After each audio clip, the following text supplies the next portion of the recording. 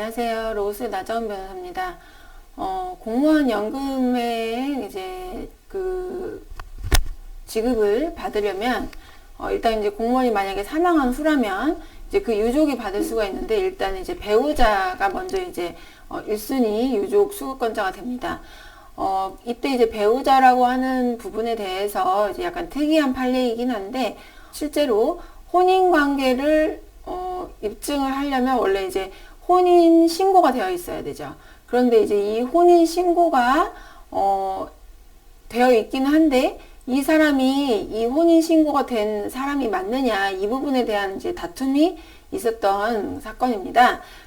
그래서 이제 이 구체적인 사실관계가 약간 특이한데 조금 참고해 보실 만한 부분이 있어서 소개를 해드리도록 하겠습니다.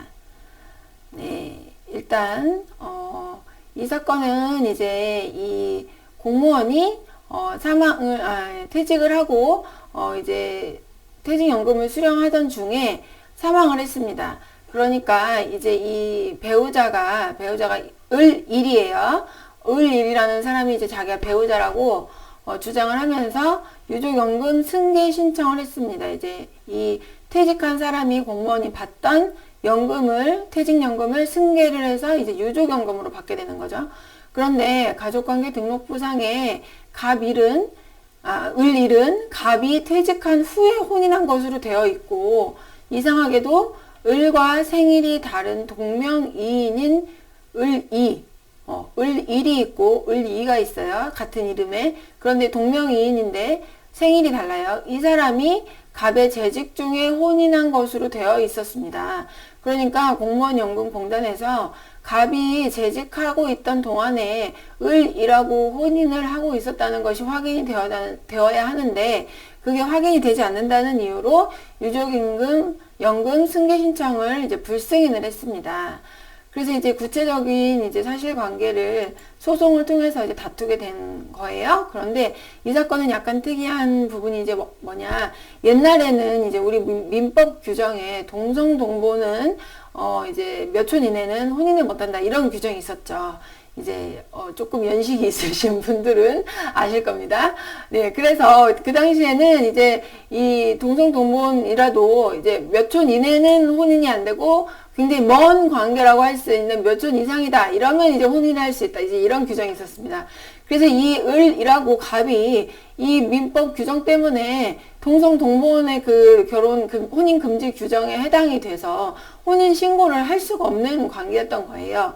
그러니까 을일이 이제 어떡하냐 해서 을일의 아버지께서 이 사람을 이제 결혼을 시켜주고 싶어서 다른 사람의 딸로 이제 호적을 다시 이제 한 겁니다. 이제 예를 들면 이제 호적을 이제 바꾼 거예요, 한마디로.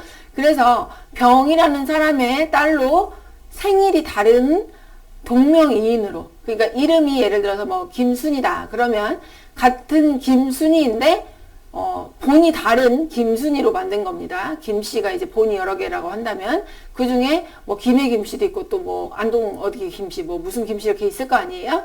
그러니까 이제 이 본이 다른 김씨로 만들었어요, 호적상으로. 그래서 다른 사람이 된 겁니다. 이제 호적상으로는 그 상태로 갑하고 혼인신고를 한 거예요. 동성동본이 아니니까 이제 혼인신고가 됐죠. 그 상태로 쭉 혼인 생활을 했어요. 그래서 자식도 낳고 뭐 다 키우고 같이 살고 다 했습니다. 그랬는데 이제 문제는 호적상으로는 이제 이 을이는 같은 사람일 수가 없죠. 을일은 출생신고가 이제 다른 사람으로 되어 있을 테고, 을이는 새로운 사람이잖아요, 호적상으로. 그러니까 을일에 이제 이 호적은 그대로 다 있는 거고, 을이라는 사람이 새로 생겨서 그 사람으로 혼인신고를 해둔 거니까 실제로는 을이는 존재하지 않는데, 호적상으로는 을이가 갑하고 혼인을 한 걸로 되어 있는 겁니다. 근데 실제로 혼인을 했던 사람은, 혼인해서 결혼 생활을 했던 사람은 을일인 거예요. 그러니까 이게 굉장히 특이한 사안입니다. 그래서 이제 이게 법원을 통해서 이제 이 부분이 이제 다투어져서 뭐 증인도 나오고 이제 다 한 겁니다. 그래서 사망한 갑의 자녀가 출석을 해서 을일이 우리 엄마 맞다, 나 키워주셨고 나를 낳고 키워주신 분이 맞다, 우리 동생하고 다 같이 아빠하고 살았다, 이제 이런 내용을 증언을 했다. 그리고 또 병이라는 사람, 이의 아버지로 돼 있는 병이라는 사람의 다른 자녀가 나와서 자기는 이도 모르고 일도 모른다. 그러니까 둘 다 모르는 사람이다. 왜 호적에 있는지는 들은 적은 있다. 뭐 부탁으로 이렇게 해준 적이 있다는 것을 아버지한테 들었다. 이런 것을 이제 진술을 한 거예요. 그러니까 사실관계로 이제 확인이 된 거죠. 이제 증언을 통해서 이제 유족의 돌아가신 퇴직한 분의 자녀가 우리 엄마가 이분이 맞습니다. 라고 이제 증언을 했고 또 이 호적상에 이의 형제 자매로 되어 있는 사람이 실제로는 난 저 사람이 누군지도 모르고 다만 이렇게 호적에 올려 있다는 것은 아버지한테 들은 적이 있다. 이렇게 이제 증언을 한 거예요. 그러니까 이제 법원에서 또 유전자 검사 그리고 친생자 관계 불존재 확인 이런 것을 다 해가지고 일하고 그 다음에 퇴직해서 사망하신 갑의 자녀들하고 친모자 관계가 있다는 것이 이제 확인이 됐어요. 그래서 결국에는 을일과 동명이인인 을이가 동일한 인물이라는 것이 확인이 됐다. 그래서 공무원연금법에서 정한 배우자에 해당한다. 퇴직 기간 중에 혼인을 하고 있었던 배우자에 해당해서 유족연금을 받을 수 있다. 그래서 이 사건 처분은 위법하다. 이제 이렇게 판결이 난 사안입니다. 그 사실은 이 공무원연금공단에서 이거를 불승인할 수밖에 없었어요. 이렇게 판결이 나기 전에는 너무 불확실하니까 호적에 있는 사람하고 이 본도 다르고 호적에 있는 사람하고 다른 사람으로 보이는데 이 사람이 배우자라고 주장을 하니까 이제 연금공단에서는 어쩔 수 없었겠죠. 그런데 이제 실제 법원에서 여러 가지 이제 증거들을 통해서 혼인 관계가 이제 확인이 돼서 유족연금을 이제 받을 수 있게 확인이 된 사안입니다.